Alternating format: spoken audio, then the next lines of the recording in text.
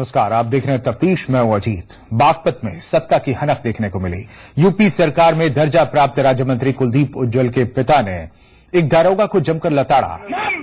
इस दौरान कुलदीप उज्ज्वल के पिता धर्मपाल सिंह ने दारोगा को चौकीदार बताकर वर्दी उतरवाने की धमकी तक दे डाली। दरअसल यहां के बलौनी थाने में तैनात दारोगा अशोक कुमार राज्य मंत्री के गांव मवी खुर्द गांव में पशु तस्करों को पकड़ने गए थे और इसी दौरान आरोपियों ने राज्य मंत्री के पिता को फोन कर वहां बुला लिया।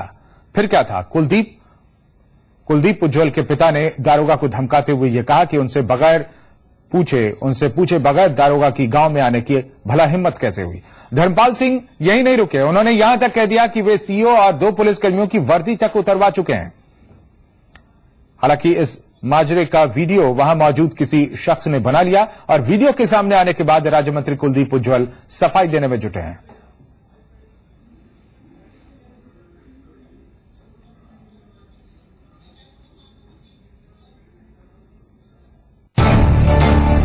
बागपत के बालैनी थाना इलाके में एसपी के दर्जा प्राप्त राज्य मंत्री कुलदीप उज्ज्वल के पिता धर्मपाल सिंह की दबंगई का मामला सामने आया है। बालैनी थाने में तैनात दारोगा अशोक कुमार पशु तस्करी के एक मामले में मवी खुर्दा गांव में आरोपियों की गिरफ्तारी के लिए पहुंचे थे, लेकिन वहां उनका सामना हो गया दर्जा प्राप्त राज्य मंत्री कुलदीप उज्ज्वल के पिता धर्मपाल सिंह से, जिन्होंने अपनी हनक दिखाते हुए न सिर्फ दारोगा को धमकाया बल्कि उनके साथ गाली गलौज भी की और गाँव में दोबारा न घुसने की धमकी भी दे डाली। आप भी देखिए दर्जा प्राप्त राज्य मंत्री के पिता धर्मपाल सिंह की दबंगई का ये वीडियो। मुझे बता क्या मैंने बात है कभी आपने सुनी मेरी बात? कभी आपने सुनी मेरी बात? ज्यादा होशियार बनना है, रोजा चढ़े गरीब आदमी पे आप पूछ नहीं आती। कितनी बार मैं आया हूँ ये बताओ? तुम्हारे सामने आया था, बढ़िया बात करके गया। आपका तो इंस्पेक्टर को फोन कर दिया, बिना इंस्पेक्टर से पूछे यहाँ कैसा आया तू? नू बता दे बस, तू इंस्पेक्टर से पूछे बगैर यहाँ कैसा आया? थाना इंस्पेक्टर से रहा, तू चला भाई। देखो अपनी ड्यूटी तो मैं भी करूंगा ना, बिना इंस्पेक्टर का पूछे थाने में रवानगी नहीं कर सकते तुम। बता रहा हूँ तो ध्यान रखियो आइंदा। मेरी कभी मैं बता रहा हूँ आइंदा ध्यान रखियो, इंस्पेक्टर से पूछे बगैर तुम थाने से रवानगी न कर लियो। हमने सीओ के कपड़े उतार कर यार 2 सिपाहियों के कपड़े उतार कर वापस कर दिए थे, कपड़े उतार के राइफल ले ली थी और जो तेरी समझ में आवे सो तस्करा डाल दिए। मेरा नाम धर्मपाल है, बता रहा हूँ तुझे, ध्यान रखिए। कभी आपने हमारी बात सुनी है ना? क्यों सुनू? कभी आप मेरे सामने आए? तुमने सबसे बड़ी गलती आकी, इन्होंने कहा बात कर रहे, तुमने कहा मैं बात नहीं करना चाहता। कहा नहीं तुमने? तुम्हारी हिम्मत कैसे होती मेरे से बात करने की? मैंने ये कहा क्या है? चौकीदारी तो है तू, और क्या है बता तू? चौकीदारी तो है तू, हम तो प्रदेश में मंत्री हैं। सारी बात समझ में?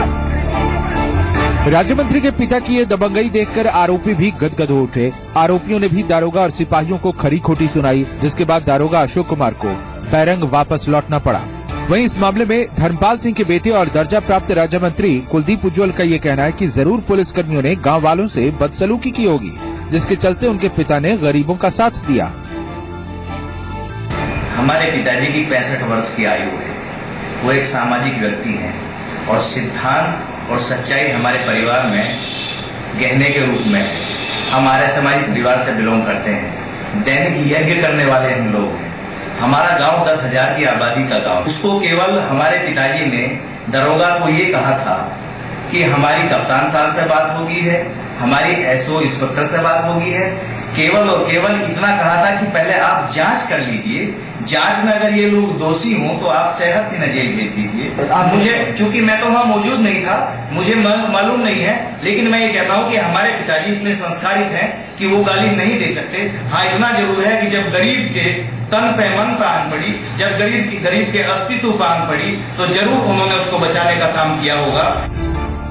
मामला राजनीतिक रसूख से जुड़ा होने के चलते पुलिस के आला अफसर भी चुप्पी साधे हुए हैं और दबी जुबान में कार्रवाई की बात कह रहे हैं। ये बोल रही तो दरोगा जी को हमें लिख के एप्लीकेशन देने चाहिए, तो हम उसको मुकदमा कायम करके कानूनी प्रक्रिया करके कोई देंगे कि नहीं देंगे। कोई भी व्यक्ति अगर किसी के साथ कोई कानूनी प्रक्रिया से कोई कार्रवाई होती है तो हमें एप्लीकेशन उनको देना चाहिए, सब मैं उसकी कार्रवाई करता हर प्रश्न। तो आपके संज्ञान में नहीं है ये मामला? क्यों है सर? जो दरोगा जी ने बताया वही मेरे संज्ञान में है, इसके अतिरिक्त और मेरे संज्ञान में कुछ कोई बात नहीं। जो बताया है। तो अभी तक कोई उनकी तरफ से कोई तहरीर नहीं, जिस तरीके से उनकी बेइज्जती की गई है? अभी उनके द्वारा कोई तहरीर अभी नहीं दी गई है। तहरीर दी जाएगी तो अच्छी कार्रवाई की जाएगी। लेकिन जिस तरह राज्य मंत्री कुलदीप उज्ज्वल के पिता ने पुलिसकर्मियों से व्यवहार किया, वो रसूख की हनक और दबंगई की ओर इशारा कर रहा है। ऐसे में देखना होगा कि इस मामले में शासन प्रशासन क्या रुख अख्तियार करता है। कुलदीप चौहान, जी मीडिया, बागपत।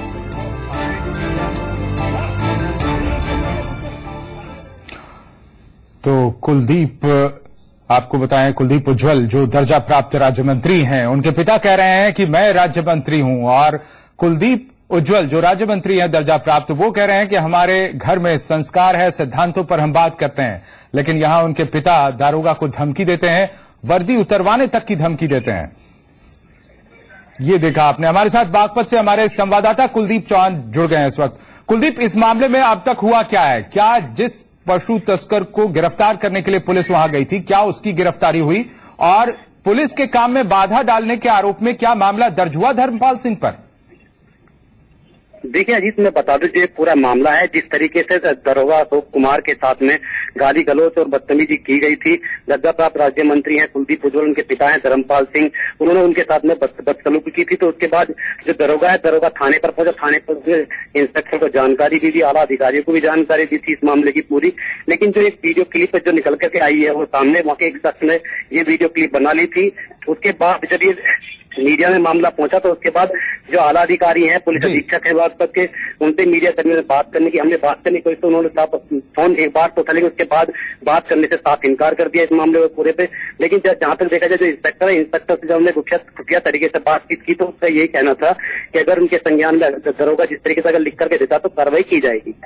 जी, सवाल है कि क्या वो दारोगा अब लिख कर देने के लिए तैयार हैं, या फिर वो शिकायत करने के लिए तैयार हैं जो गए थे वहां पशु तस्करों को पकड़ने के लिए? देखिए, मैं बता दूं कि जो पूरा मामला अशोक कुमार है, अशोक कुमार पर पूरा दबाव बन रहा है। जो मंत्री है, मंत्री की तरफ से दबाव बनाया जा रहा है। जो पुलिस अधीक्षक हैं, यहाँ के जो अधिकारी हैं, पूरा दबाव बनाया गया कि मीडिया के सामने अशोक कुमार न जाए।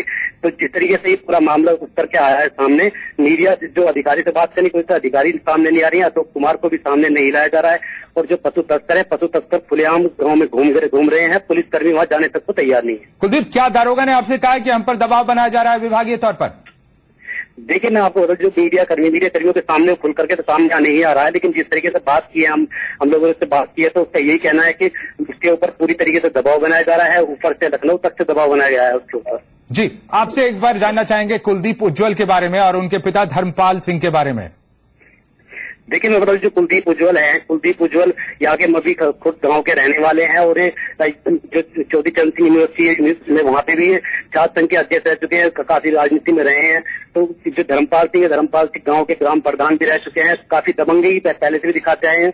जो धर्मपाल सिंह का तो यहाँ तक भी कहना था कि जो बीएसपी की सरकार थी, उस टाइम पे एक सीओ और दो पुलिसकर्मी उनके साथ थे इस गाँव में किसी मामले को लेकर के दबिश देने आए थे, तो उन्होंने जो है उनकी वर्दी उतार ली थी, उन्हें नंगे भेज दिया था। जी, शुक्रिया आपका जानकारी देने के लिए। तो ये दबंगई का हाल है यहाँ। जिस तरीके से धर्मपाल सिंह ने एक दारोगा को धमकी दी, वर्दी उतरवाने की, उसके काम में बाधा डाला, इसके बावजूद किसी तरह की कोई कार्रवाई अब तक यहां नहीं हुई है, न ही मामला दर्ज किया गया है। और ये माना जा रहा है कि विभागीय दबाव के चलते ऐसा किया जा रहा है। फिर कानपुर में अपराध का ग्राफ बढ़ता ही जा रहा है। ताजा मामला ग्वालटोली थाना क्षेत्र का है, जहां ट्रिपल मर्डर की वारदात ने खाकी के माथे पर एक बार फिर चिंता की लकीरें खींच दी हैं। ये मौत का अफसोस है जो हमेशा आंसुओं में भिगो कर जाती है, लेकिन जिंदगी जब कुछ इस तरह दम तोड़ती है तो अपनों के दर्द का एहसास बढ़ जाता है। कानपुर के ग्वालटोली थाना क्षेत्र का नत्थापुरवा गांव 3 कत्ल का गवाह बना है। दो पक्षों के बीच वर्चस्व की लड़ाई में एक पक्ष ने दूसरी तरफ के 3 लोगों की आंखें हमेशा के लिए बंद कर दी। आरोप गांव के हिस्ट्री शीटर प्रधान रामदास और उसके साथियों पर है। रामदास का गांव के दूसरे दबंग पप्पू निषाद से 36 का आंकड़ा था। मैं बड़ा या तू की इस लड़ाई में आरोपी प्रधान और उसके साथ के लोगों ने पप्पू समेत 3 लोगों को घेर कर फायरिंग की। पप्पू और दिनेश ने मौके पर ही दम तोड़ दिया। तीसरे शख्स तनु कश्यप की अस्पताल में मौत हुई। कि साहब हमारा भाई दिनेश और पप्पू और तन्नू और वो अनिल अपने माता पिता से मिलने जा रहे थे आज परिवार की वजह से, और रामदास प्रधान, सुखदेव, नंदकिशोर ने मिलकर साथ गोली मार दी। क्या कारण ये साहब कि वो चुनाव लड़ने वाले हैं, वो प्रधान मौके पे, इसलिए उसको डर था कि इस बार हम चुनाव हार जाएंगे। पहले से भी अपराधी 20 मुकदमे इसके ऊपर, रामदास के ऊपर, तो साहब न जाने कितने कत्ल इसने किए साहब, न जाने कितनों को गायब करवा दिया, आज तक पता ही नहीं चला साहब। चुनाव को लेकर प्रधानी का चुनाव साहब, ग्राम के प्रधान का चुनाव। ये लोग इधर से आ रहे थे, ये भैया लोग, पप्पू भैया, और ये लोग इधर मारने के लिए प्लानिंग बनाई था पहले से। कौन लोग बसीट, सुखदेव बसीट और रामदास, लक्ष्मी नारायण, मुल्लू, रमेश और काफी लोग हैं। हाँ, फिर क्या उनका जो नाम फिर वो लोग आ रहे थे इधर से गांव घर घूमने के लिए, अपने घर आ रहे थे तो इन लोगों ने हमला कर दिया उन पर। काहे से हमला किया? डंडे से, गोली से। हाँ। फिर मार डाला। गुस्साए लोगों ने आरोपियों की गाड़ी को आग के हवाले कर दिया। पुलिस टीम के यहां पहुंचने से पहले आरोपी फरार हो चुके थे। गाड़ी में लगी आग बुझाने के सिवा खाकी के पास कोई और काम नहीं बचा था। थाना ग्वालटोली के अंतर्गत एक नत्तोपुरवा गांव है, यहाँ पे 2 व्यक्तियों की हत्या किया गया है। और अभी जैसे सूचना मिली थी, पुलिस यहाँ पे पहुंच गई और अभी दोनों डेड बॉडीज को यहाँ से मॉर्चरी के लिए शिफ्ट किया गया है और अभी स्थिति नियंत्रण में है और पूरी कार्रवाई किया जा रहा है। सर, कोई घायल भी है इसमें? हाँ, एक व्यक्ति घायल भी है। कानपुर प्रदेश के उन चंद जिलों में शुमार है जहां की पुलिस के पास अपराध से निपटने के लिए हाईटेक संसाधन मौजूद है, लेकिन शायद यहां खाकी बदमाशों के लिए खौफ का सबब नहीं है। यही वजह है कि जिले में बार बार इस तरह की संगीन वारदातें अंजाम दी जा रही हैं। मोहम्मद उजैर, जी मीडिया, कानपुर। अब तफ्तीश में यहाँ रुकेंगे कुछ पलों के लिए, जल्द होंगे हाजिर।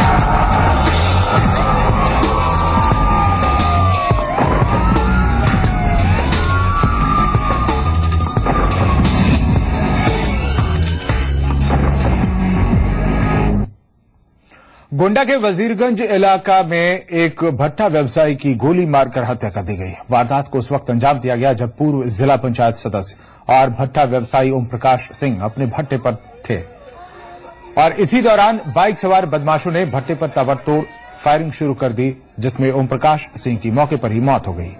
मृतक ओम प्रकाश सिंह सूबे के बेसिक शिक्षा मंत्री योगेश प्रताप सिंह के करीबी रिश्तेदार बताए जा रहे हैं।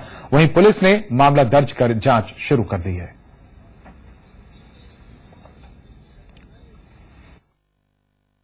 सुबह हमारे भाई जो है भट्टे पे गए थे, नित की बात जो है, फिर वहां से दोबारा आए, फिर दरवाजे से भट्टे के वहीं पे किसी ने जो है गोली चला दी। थाना वजीरगंज क्षेत्र में ग्राम मधवापुर के श्री ओम प्रकाश सिंह हैं, उम्र लगभग 57-58 साल की। इनकी कुछ बदमाशों ने गोली मार के हत्या कर दी गई है।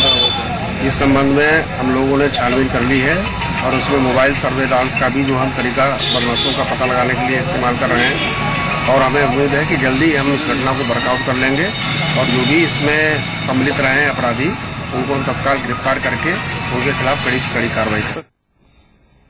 जालौन के कोच कोतवाली इलाके में दो सगे भाइयों की गोली मारकर हत्या कर दी गई। पचीपुरा गांव में हुई इस वारदात की वजह प्रेम प्रसंग बताई जा रही है।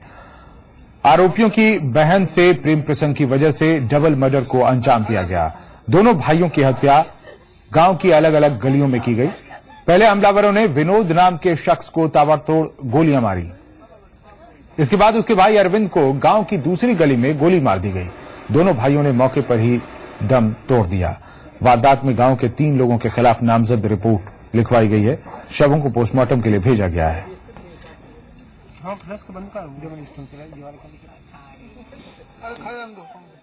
इनकी पुरानी रंजिश बताई जा रही है। पुराना इनके किसी परिवार की लड़की चली गई तो उसके संदर्भ में इनके आपसी रंजिश में ये बताया जा रहा है। जो भी ये तहरीर है उसमें हम लोग तहकीकात करके उसी की गिरफ्तारी करेंगे। सर, विनोद मिश्रा की मौत हुई है, 13 आपराधिक इसके बाद मुकदमे रहे हैं, पुलिस की तरफ से कोई कार्रवाई नहीं की गई, इसको लेकर किस तरह का एक्शन लिया गया? हाँ, उसके लिए मैंने हल्के के सब इंस्पेक्टर को लाइन हाजिर कर दिया है और जो इनके बीट आरक्षित है जिन्होंने न इनकी कोई बीट लिखाई है, न कोई मुकदमा NCR में दर्ज कराया है, न कोई कार्रवाई की गई, इसके लिए इसको निलंबित कर दिया गया है।